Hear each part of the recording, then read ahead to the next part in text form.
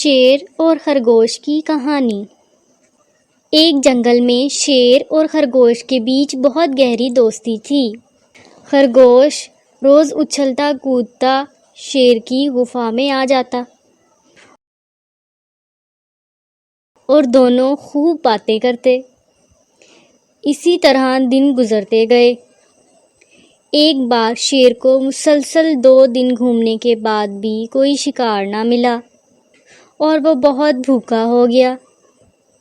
اتنے میں وہاں خرگوش بھی آ گیا۔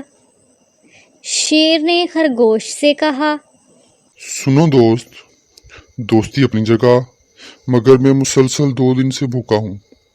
میں تمہارا مزیدار گوشت کھا کر اپنی بھوک مٹاؤں گا۔ یہ سن کر خرگوش نے جواب دیا، دوست، تم اتنی سی بات پر پریشان ہو رہے ہو، میں ابھی شہر جاتا ہوں اور تمہارے لیے گوشت لاتا ہوں۔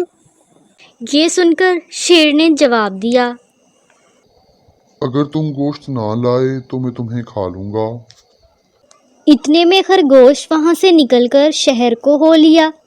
شہر پہنچ کر وہ ایک قصاب کی دکان پر گیا اور قصاب سے کہا، بھائی، مجھے اپنے دوست کی بھوک مٹانے کے لیے گوشت چاہیے۔ اگر میں واپس گوشت نہ لے کر گیا تو وہ مجھے کھا لے گا۔ خرگوش کی بات سن کر قصائی نے کہا، میرے پاس مرغیاں کم رہ گئی ہیں، تم ایسا کرو کہ مجھے انڈے لا دو، میں ان انڈوں سے مرغیاں نکالوں گا اور تمہیں گوشت دے دوں گا۔ یہ سن کر خرگوش وہاں سے نکلا اور مرغی کے پاس گیا اور اس سے کہا، مرغی بہنا، مجھے کچھ انڈے چاہیے، آپ سے مل سکتے ہیں؟ میں یہ انڈے قصاب کو دوں گا، پھر وہ مجھے گوشت دے گا۔ وہ گوشت میں شیر کو دوں گا، ورنہ وہ مجھے ہی کھا لے گا۔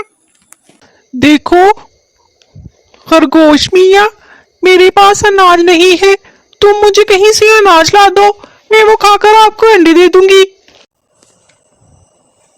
خرگوش وہاں سے کھیت میں گیا اور کھیت سے اناج مانگا۔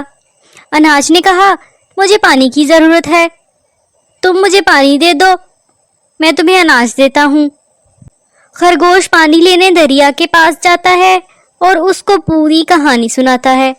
دریا اسے پانی لینے کی اجازت دیتا ہے۔ خرگوش وہاں سے پانی لے کر کھیت کو دیتا ہے۔ کھیت اسے اناج کے دانے دیتا ہے۔ خرگوش اناج کے دانے لے کر مرغی کے پاس آتا ہے۔ مرغی اسے انڈے دیتی ہے۔ وہ انڈے لے کر قصائی کے پاس آتا ہے۔ قصائی اسے گوشت دیتا ہے۔ گوشت لے کر سیدھا وہ جنگل میں آتا ہے اور اپنے دوست شیر کو دیتا ہے۔ شیر اسے کھا کر اپنی بھوک مٹاتا ہے اور اس طرح خرگوش کی جان بچ جاتی ہے اور وہ دوبارہ کبھی شیر کے پاس نہ آنے کا فیصلہ کرتا ہے اور خوشی خوشی اپنی زندگی بسر کرنے لگ جاتا ہے۔